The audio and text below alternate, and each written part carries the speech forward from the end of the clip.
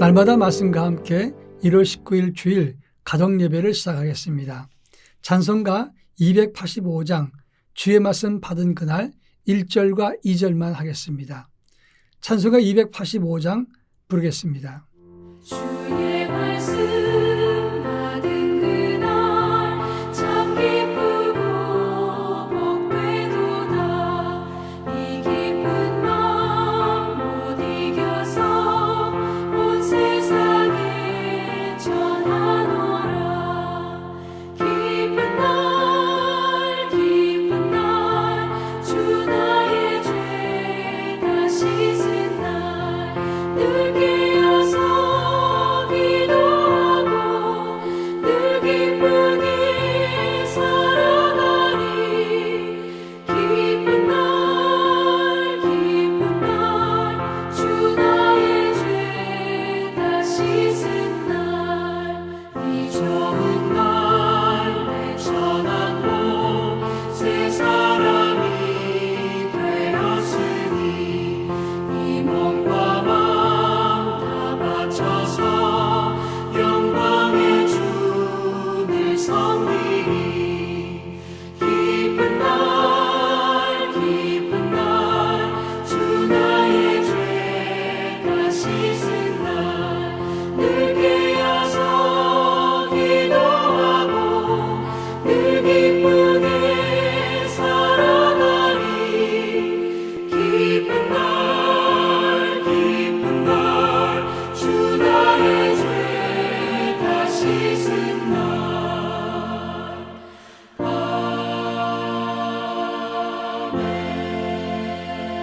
아멘. 이 시간 우리에게 주시는 하나님 말씀은 요한복음 2장 7절로 11절입니다. 요한복음 2장 7절로 11절 말씀을 제가 봉독합니다. 예수께서 그들에게 이르시되 항아리에 물을 채우라 하신즉 아귀까지 채우니 이제는 떠서 연회장에게 갖다 주라 하심에 갖다 주었더니 연회장은 물로 된 포도를 맛보고 어디서 났는지 알지 못하되 물도온 하인들은 알더라. 연회장이 신랑을 불러 말하되 사람마다 먼저 좋은 포도주를 내고 취한 후에 낮은 것을 내거늘 그들은 지금까지 좋은 포도주를 두었도다 하니라. 예수께서 이 첫 표적을 갈릴리 가나에서 행하여 그의 영광을 나타내심에 제자들이 그를 믿으니라. 아멘. 어떤 집사님 가정에서 남편 되신 분이 예수를 믿지 않지만 술을 좋아하는 분이 있었습니다. 부인 되신 집사님은 날마다 예수 믿으라고 권면했는데 잘 믿지 않았습니다. 그럴 때 부인이 성경책을 주면서 이거 좀 읽어보라고 이야기했습니다. 남편 되신 분이 성경을 척 열어서 보았는데 그것이 요한복음 2장의 말씀이었습니다. 예수님께서 물로 포도주를 만든 사건이었습니다. 그분은 아주 흥분해서 부인에게 말합니다. 여보, 예수님도 물로 포도주를 만드셨어. 이러면서 좋아했다고 합니다. 그 집사님은 말하기를 예수님이 당신 좋아하라고 포도주 만든 거 아니야. 이렇게 이야기를 했습니다. 이 본문의 말씀은 예수님이 갈릴리 가나에서 물로 포도주를 만드신 사건을 다루고 있습니다. 본문 11절에서 예수님이 이 첫 표적을 갈릴리 가나에서 행하셨다 그랬는데 이 첫 번째 표적이 물로 포도주 만든 사건이라고 했습니다. 이것은 요한이 본 첫 번째 기적인 것입니다. 실상 마태복음 8장에 보면 베드로 장모의 열병을 고치신 것이 첫 번째 기적이었고 마가복음 1장과 누가복음 4장에서는 귀신 들린 사람을 고치신 것이 그들 눈에서는 첫 번째 기적이었습니다. 그러니까 예수님께서 행하신 것을 복음서 기자들의 관점에 따라서 첫 번째 기적의 시점이 달라진다고 할 수 있습니다. 본문은 예수님께서 그 어머니 마리아와 함께 혼인잔치에 참석하셨다가 그 집에 포도주가 떨어진 것을 보고 그들에게 포도주를 제공했던 것을 다루고 있습니다. 그 당시 포도주는 음료와 같은 것인데 가나안 땅 지역은 석회의 수가 많았습니다.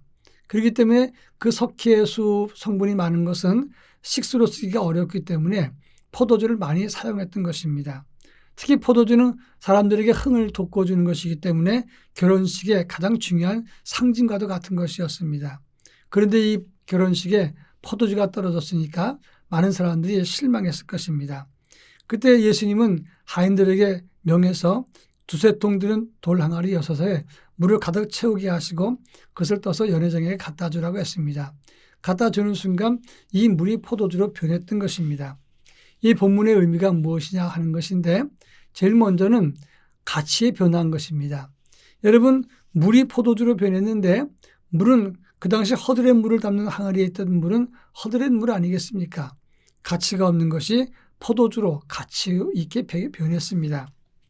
물은 색깔이 없지만 포도주는 붉은색이 납니다. 색깔의 변화를 말합니다. 포도주는 맛이 있지만 물은 맛이 없습니다. 맛없는 물이 맛있는 포도주로 바뀐 것은 이 맛의 변화를 말하는 것입니다. 그러니까 한마디로 말하면 허드렛 물 같은 인생도 예수를 만나게 되면 인생의 가치와 색깔과 맛이 달라진다는 것을 의미하는 것입니다. 빌레몬서 1장에 보면 빌레몬과 오네시모에 대한 이야기가 나옵니다. 오네시모는 빌레몬의 종입니다. 그런데 주인의 돈을 훔쳐서 이 사람은 도망쳤습니다. 그 당시에 이 종들이 주인의 돈을 훔치거나 도망가면 붙잡히면 사형 판결을 받았습니다.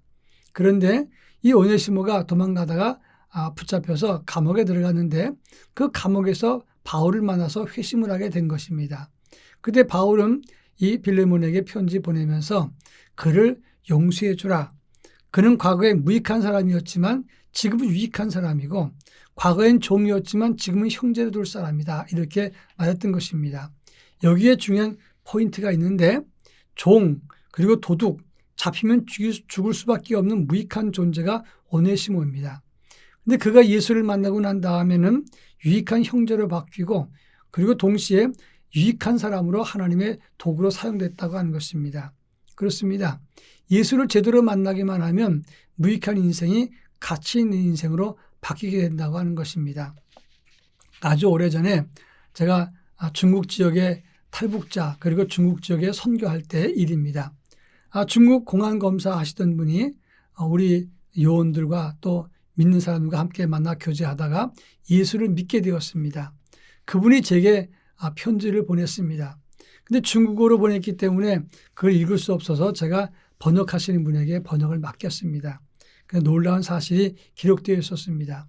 그분이 고백하기를 내가 처음 공안검사가 되어서 당으로부터 권총을 받았을 때는 하늘을 나는 것 같은 기쁨이 있었고 세상 모든 것을 얻은 것 같았다.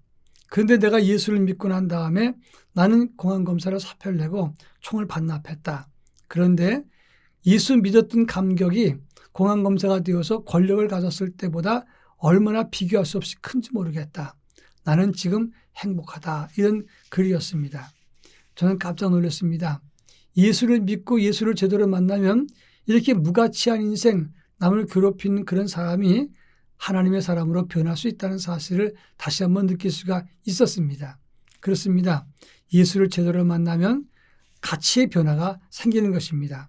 그런데 이런 변화의 시작은 어디서부터인가 하는 겁니다. 예수님 지시에 순종했던 종들의 순종이 있었기 때문이었다 할 수 있겠습니다. 7절에 보면 항아리를 채우라 하시니 물을 아기까지 채웠다 이렇게 말하는데 결혼식에 하인들이 얼마나 분주하겠습니까? 그런데 물 항아리 6을 채우라고 했는데 물 2-3통 드는 항아리 6개가 있었다고 했습니다.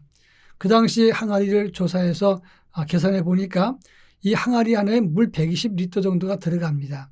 6개 같으면 720리터가 들어가는데 여러분 그 바쁜 중에 지금 종들이 예수님 말씀하셨는데 그것도 주인도 아니고 손님이 말하는데 그 하인들이 물을 떠다가 이 항아리를 다 채워서 그것도 이 연회장에 갖다 주라고 하는 겁니다.